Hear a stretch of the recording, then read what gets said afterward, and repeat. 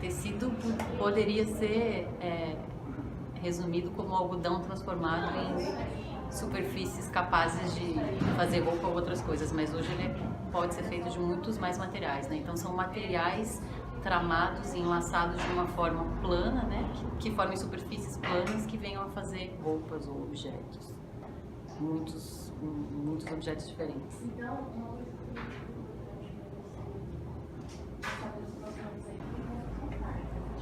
Eu costumo dizer que re-roupa é aquilo que os gringos chamam de upcycling, né? Porque é uma palavra que pra gente até é complicada de pronunciar, mas que a gente faz desde sempre, porque nada mais é do que o processo de pegar um material que é considerado resíduo e transformar ele numa coisa nova. E eu acho que a gente, como brasileiro, é muito bom nisso. Upcycling é a gambiarra, é a capacidade de pegar um pote de margarina e transformar num vaso, e o brasileiro faz isso infinitamente de maneiras muito criativas.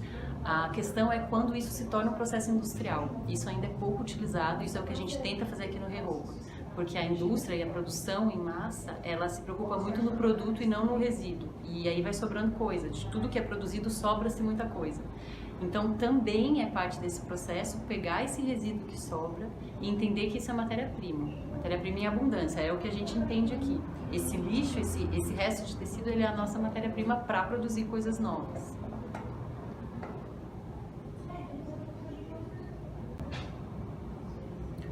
O Instituto Alinha é um dos parceiros nossos para a produção das roupas e, na verdade, a ideia deles é o seguinte: entender aonde estão pessoas que funcionam, né, oficinas como mão de obra de costura, principalmente de imigrantes na cidade de São Paulo, e que chegam aqui e não tem o mínimo assim de ajuda para se tornar um negócio.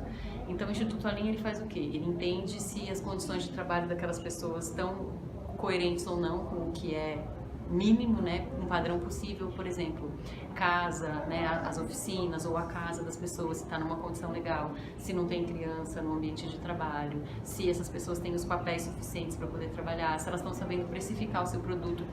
E aí ele funciona como um banco de dados para empresas ou confecções ou marcas como a gente que queiram achar essa mão de obra e nos dão essa informação. Então, o Alinha nada mais é do que um banco de dados, mas é um banco de dados que foi lá e ajudou essas oficinas a estarem prontas para prestar serviço de uma maneira justa e coerente dentro da indústria da moda.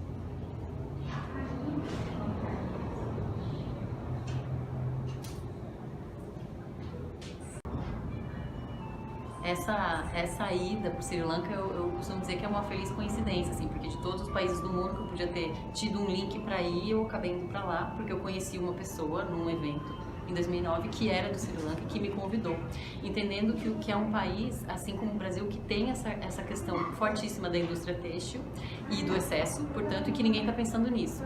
E aí ela falou para mim, num primeiro momento, venha me ajudar a pensar o que fazer com esse lixo todo que tem aqui e gerar renda, principalmente, porque assim como o Brasil também, na verdade surgiram muitos links o tempo todo, né, entre eu e essa pessoa de lá.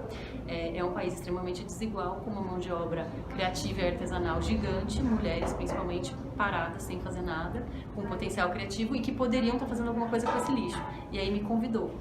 E desde então eu já fui 3 vezes para lá, sempre envolvida em projetos, ou com mulheres artesãs, ou com mulheres costureiras de confecção, tentando fazer com que elas façam produtos que possam ser vendidos na outra ponta, né? Infelizmente, por a gente falar dessa desigualdade, o mundo tem essas duas pontas, então que o que elas façam aqui seja vendido nesses polos, nesses centros de moda, ou de artesanato, de design e tal. E o meu trabalho lá era ajudar elas a conduzir a linha de pensamento dos produtos para serem vendidos nesses centros.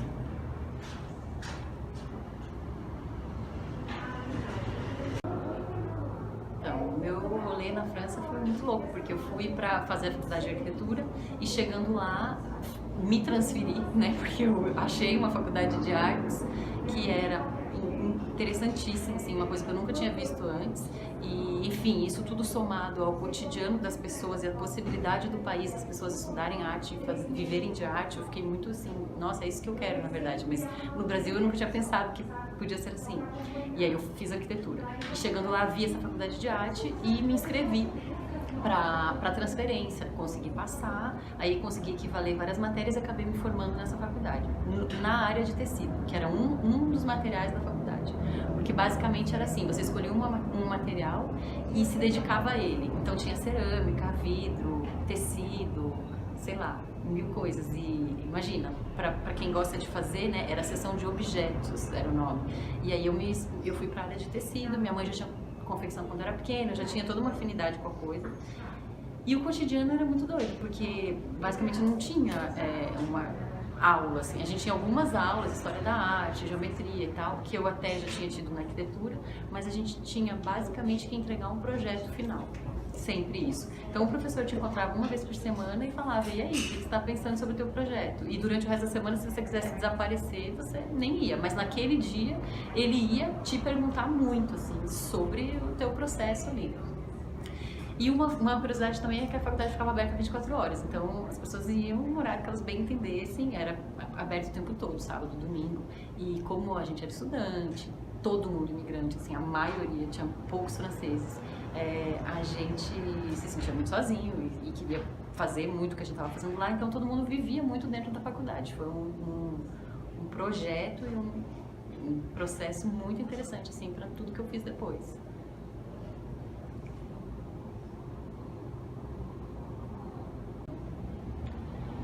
Então, aí fui pra, né, quando eu fui pra França, passei nessa faculdade, fiquei 4 anos morando lá, era pra ficar 6 meses, fiquei 4 anos, fui fazendo, porque eu inventei de fazer essa faculdade, fiz e fiquei, e meio que consolidei minhas ideias, assim, do que eu queria fazer da vida. E aí voltei pro Brasil, quando acabou, né, o visto, a história da faculdade e tal, e abri um concurso do British Council, que era pra ideias inovadoras da moda, jovens inovadores. E eu era jovem na época e tinha essa ideia inovadora e mandei, que era justamente isso, vamos usar o resíduo da indústria para fazer roupa e gerar emprego com isso. Daí ganhei e a história era ir para Europa de novo, né? Era ir para Londres na época. Não conhecia e tal, e foi super legal. Foi lá onde eu conheci essa pessoa que me levou para o Sri Lanka depois. Então, basicamente, assim, esse concurso era um concurso para linkar pessoas criativas no mundo inteiro. Ganharam pessoas de vários países e o prêmio era esse encontro em Londres para a gente entrar de cabeça mesmo nos nossos projetos e fazer possíveis links para eles continuarem existindo depois do concurso. E, enfim, sem dúvida, é uma experiência muito foda, assim, muito, muito interessante que eu passei.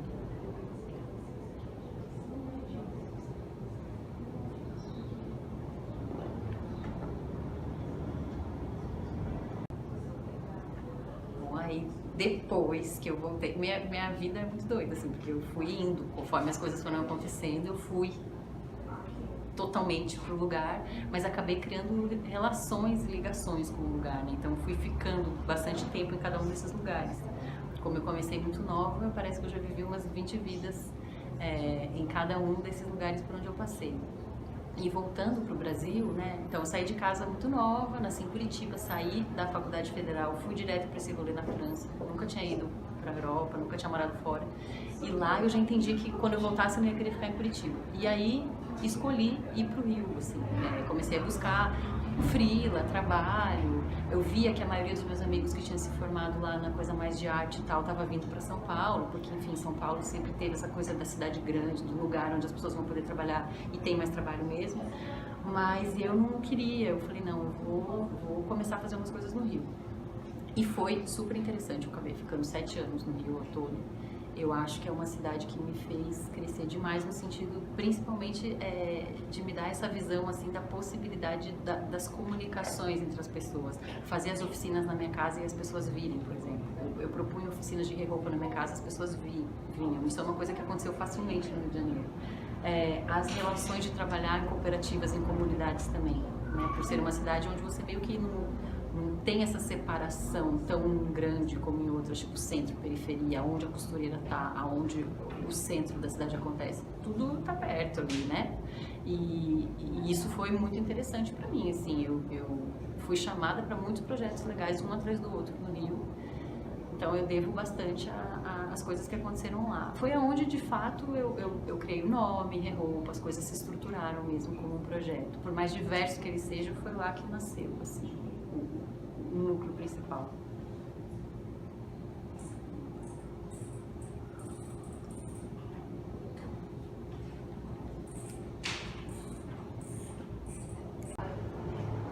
essa percepção que eu tive, assim, trabalhando, né, em negócio social, na questão da distribuição de renda e das relações das pessoas na Ásia, né, no Sri Lanka, especificamente no Brasil, eu diria que foi completamente diferente uma da outra. Por quê? Primeiro que lá tem uma questão do status, assim, a pessoa nasce numa casta, né, num status social e ela meio que tá ok de continuar nele, porque a estrutura social é assim. O que eu não estou questionando se é bom ou ruim, é assim. Aqui a gente tem essa questão da ambição, né, e a ambição da camada social acima, eterna, pode ser uma coisa até negativa, né, no sentido de desejar muita coisa, produto, né, falando e principalmente trabalhando em moda, né, desejar o produto, desejar a coisa e você nunca ser suficientemente feliz porque você não tem aquelas coisas, né, que na verdade o consumismo a gente sabe que também é uma ilusão, né, a felicidade pelo consumismo, pelo consumo. Lá eu não sacava isso, então assim, a pessoa não tinha, eu até usei o exemplo, né, de ter um tênis. O cara não vai ser feliz enquanto ele não tiver aquele tênis, mas lá ele nem viu os tênis na vida, então ele nem deseja aquilo. Então ele é feliz, sem precisar desejar aquela parada. Isso mexe a estrutura social totalmente, assim, as relações entre as pessoas, a ganância, até a violência, né, porque o cara vai roubar porque ele quer ter o Nike, e pra ele, se ele tiver, vai ser a prova da felicidade. Lá não, lá ele não quer, então ele não vai roubar ninguém. Enfim, é muito mais complexo que isso tudo. Mas essa relação do desejo das coisas é bem diferente. Bem diferente.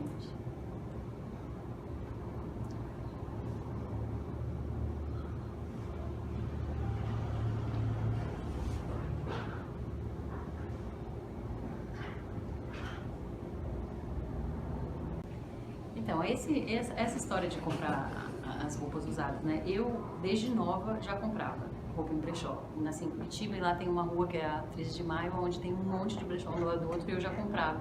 Já, por exemplo, as roupas das minhas avós eu sempre pegava, coisa que as minhas primas, por exemplo, não faziam. Eu sempre tive essa história de entender a roupa mais velha, gostar e tal. Mas quando eu fui pra fora, morar fora, que eu vi que isso era normal, mais normal do que aqui, me deu esse estalo também pra falar mais ainda do que eu falo no roupa, porque aqui no Brasil sempre é um negócio alternativo, diferente, as pessoas têm milhões de preconceitos e milhões de questões, e lá fora não, é tipo todo mundo, na Europa, né, principalmente, em alguns lugares que eu visitei, usa-se mais roupa usada, assim, entende-se mais que aquela roupa tem um outro valor, que ela não precisa ser nova e comprada no shopping da marca tal para ser uma roupa muito legal. Então eu fiquei bem impressionada com isso, assim, me impactou muito. Quando eu cheguei lá eu vi, beleza, é isso aí mesmo, vou continuar comprando e usando, porque tá certo, sabe, não preciso ficar me julgando tanto ou dando tanta importância para esse assunto, assim, eu vi que era muito mais natural para as pessoas. De novo, as relações de consumo, né, completamente diferentes. Cada lugar que você vai, eu presto muita atenção nisso, acho que define muito um povo, assim, né, é a cultura, né, como a pessoa se relaciona com aquilo que ela vai empregar o dinheiro dela e ter de volta para ela.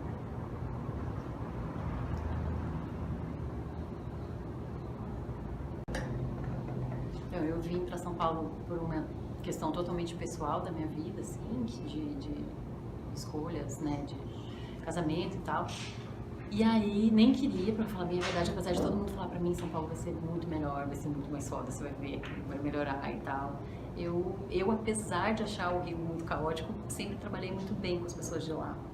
Mas, enfim, obviamente me surpreendeu, porque fui parar nesse bairro, que é um bairro que eu acho que já tem uma ligação com esse tipo de consumo que a gente propõe. Muitas pessoas que passam por aqui, elas falam, que legal, esse projeto me faz pensar em tal coisa, vocês fazem então igual não sei o que, então já não tenho que explicar tanto toda vez, né? Aqui a gente alugou em abril, então são 6, 7 meses, 8 meses vai fazer agora, né, de história em São Paulo. É todo um novo capítulo, né, porque criar toda essa rede nova de produção, isso foi muito difícil, isso sempre é uma dor de cabeça, assim, achar quem faça a roupa da maneira como a gente quer fazer, mas a parte de vender e de apresentar não poderia ter sido melhor. Eu acho que é um bar que sacou totalmente o que é a proposta. Então eu tô muito feliz, assim, nesse sentido, porque tá rolando.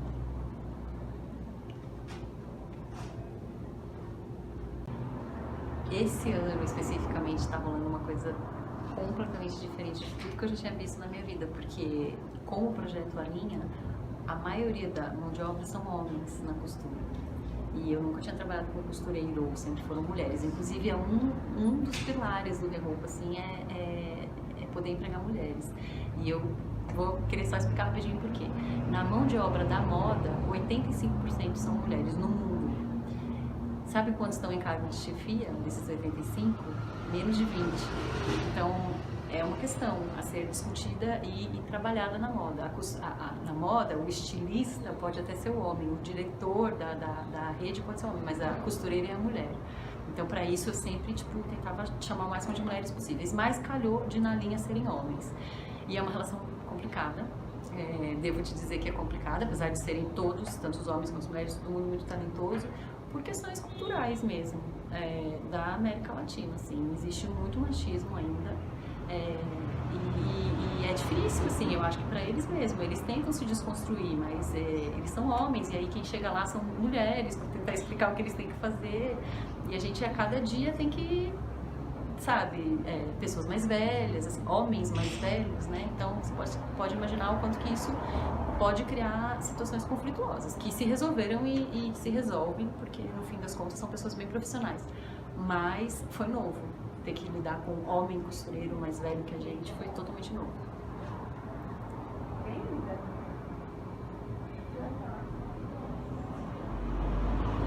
Esse lance da costura até é interessante, assim, ó, você escreveu, sei lá, falar, quer que eu fale? Tô falando já, que é o seguinte, você conhece jovens que querem ser costureiros? Não existe, não querem ser, geralmente, né? Isso para artesanato é a mesma coisa. O artesão, a artesã, o costureiro são pessoas mais velhas. O alfaiate, profissão que talvez acabe. Por quê? Eu, né, tenho a minha teoria, que eu acho que não é tão genial assim, é meio óbvia, de que foram profissões muito massacradas, assim. A menina que a avó foi costureira, geralmente a avó vai reclamar que ganhava mal, ou que tinha tendinite, ou que tava com dor nas costas, ou que foi mandada embora, que não sei o quê. E isso vai, né, vindo, ou que ganhou pouco, né, e aí ninguém quer ser nas novas gerações, assim. Então, sei lá, eu ouço falar desses movimentos, faça você mesmo, crie sua própria roupa, mas eu ainda acho isso muito uma bolha de pessoas que fazem isso por hobby, não necessariamente por profissão, apesar de eu achar que quem estudar tecnicamente para ser um bom costureiro e tal, vai sempre ter trabalho, porque as pessoas sempre vão comprar roupa, né? Mas a real é que é uma profissão de gerações mais velhas, meio que difícil de achar, assim, meio que eu vejo que se acabando no artesanato, nos coisas manuais em geral.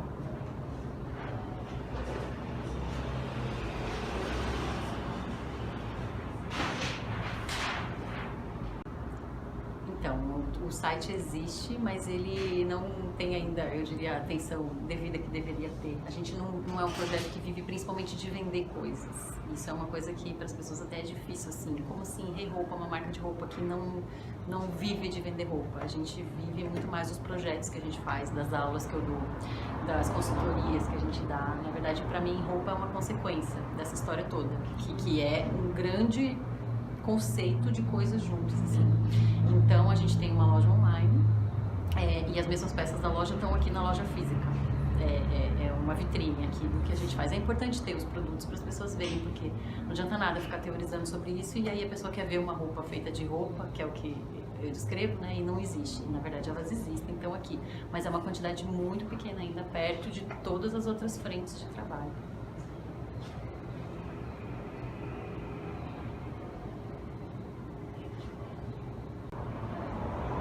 Desde o começo, quando eu comecei a falar disso e pesquisar mais sobre isso e entender, né, essa relação, então sobra muita roupa, sobra muita gente sem trabalho, essa roupa que sobra poderia ser uma matéria-prima para essas pessoas trabalharem. Quem são essas pessoas? Então eu comecei a perguntar um monte de coisa sobre isso e principalmente perceber que tanto no meio da moda quanto no meio de pessoas um pouco mais novas que eu, isso não era falado. Que a pessoa entrava na escola de moda para fazer roupa nova e fazer roxo se estava na moda roxo ou querer copiar a marca tal. Eu comecei a investir muito na possibilidade de dar oficinas e cursos, porque eu achava que não necessariamente que eu sabia mais e que isso tinha que ser falado de alguma forma e que eu podia começar a puxar esse debate, assim. Então as oficinas foram uma maneira para isso, para as pessoas falarem e principalmente para elas botarem a mão na massa. porque eu entendi também que a coisa de fazer roupa, e isso eu tenho certeza hoje, ela é uma parada ancestral, que se você começar a fazer ali, você vai se virar pra fazer, entendeu? Você não fica nem cozinhar, você pode falar que você não sabe, mas na hora do vamos ver ali, alguma coisa sai. Então as oficinas foram feitas, começaram dessa maneira, eu chamava as pessoas na minha casa, pedia para elas trazerem roupa que elas não usavam mais, e aí começa um monte de questões, assim, tipo, a pessoa sempre tem roupa que ela não usa mais em casa. Essa é a questão número 1. 2, ela vem participar com um monte de gente que ela não conhece. Aí eu sacava essas possibilidades de relações entre as pessoas. A partir do momento que ela é convidada a criar alguma coisa, saem coisas incríveis daquela oficina, né, daquele momento ali. A relação com a costureira, porque sempre tinha uma costureira junto. Então, assim, eu me ligava que as pessoas começavam a dar muito mais valor ao trabalho daquela costureira, porque tinham coisas que, de fato, elas não sabiam fazer. Tinha que ser alguém com uma técnica para fazer. Então, massa também, porque aí a gente começa a entender, cara, na verdade quem faz a minha roupa é a costureira, não é a marca X, que eu amo. E aí isso foi uma constante vencendo cada vez mais, principalmente em projetos assim, de áreas mais vulneráveis, porque eu acho que as pessoas só precisam de uma oportunidade de poder criar e matéria-prima. Nunca saiu nada medíocre de uma oficina dessas, assim, as pessoas tendo ali a possibilidade de elas criarem, é muito incrível o resultado que sai. É muito emocionante, assim, de falar, cara, eu vou fazer a minha própria roupa e você vai me ajudar um com o outro e tal. Então isso é meio que um carro-chefe do Reroupa hoje. Sair por aí dando essas oficinas pelo Brasil é o que eu mais gosto de fazer de todos os projetos.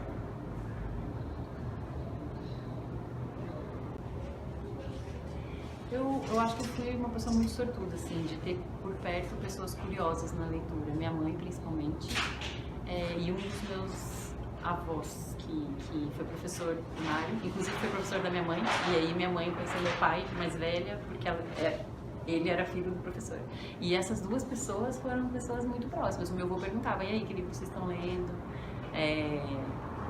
Tipo, sei lá, né? São coisas pessoais também. Pra mim isso fez muito sentido. Meu pai, por exemplo, o filho dele é um cara que não gosta de ler, mas eu sempre gostei muito de ler. Minha madrinha também sempre lia. Então acho que fui muito sortuda nesse sentido, assim, de ter por perto essas pessoas, essas três figuras principalmente que liam ou tinham curiosidade pelas coisas da leitura, assim.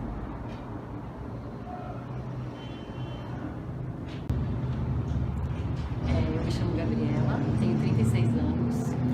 Nasci em Curitiba, de lá pra cá já morei em vários lugares e tenho certeza que todos eles me formaram como pessoa muito, assim, pra até eu vir parar aqui em São Paulo e ser hoje a pessoa que eu sou. Que mais? Não sou estilista, apesar das pessoas me descreverem como estilista, me considero uma artista, porque essa é a formação que eu tenho e isso é o que foi me fazendo fazer o que eu faço, né? Uma pessoa extremamente curiosa, por natureza, assim, então eu não consigo me descrever como uma coisa só, uma profissão só. Eu acho que o resultado do meu trabalho é muito isso, esse monte de coisas juntos que pode se transformando o tempo inteiro.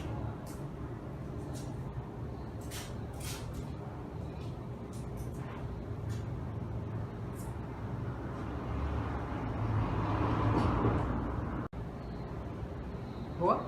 Então, o nome Reroupa vem com esse hífen, que é como se fosse um espaço assim para encaixar outros verbos, muitos verbos possíveis ali, tipo refazer roupa, repensar, reimaginar, remodelar, ressignificar, reaproveitar. Então, o hífen ele vem dessa ideia de poder encaixar ali todas as possibilidades de fazer alguma coisa nova com um pedaço de roupa. Por isso.